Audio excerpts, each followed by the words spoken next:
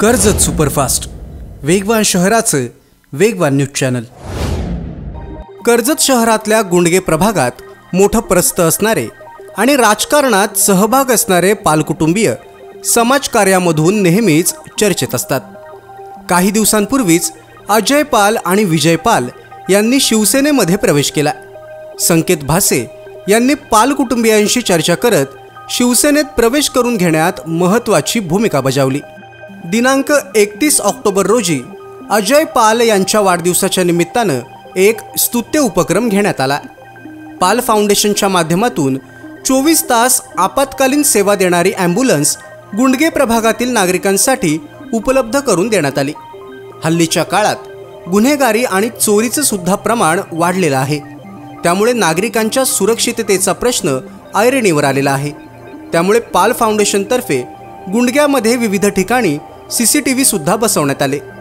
आदिवासी वाडीतील बांधवांना भांडी वाटप करत प्रत्येक अडीअडचणीत आम्ही तुमच्या सोबत आहोत असा विश्वास सुद्धा देण्यात आला। या सर्व उपक्रमांचं आमदार महेंद्र थोरवे यांच्या हस्ते लोकार्पण करण्यात आलं।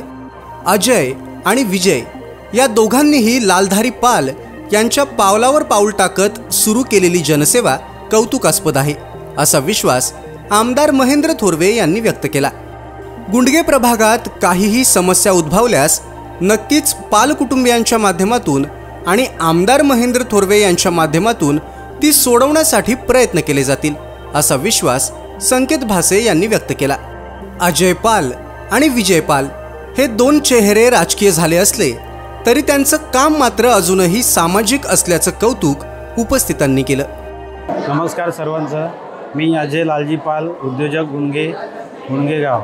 महाराष्ट्राचे आराध्य दैवत छत्रपती शिवाजी महाराज तसेच भारतीय घटनेचे शिल्पकार डॉक्टर बाबासाहेब आंबेडकर यांना प्रथम मी वंदन करतो।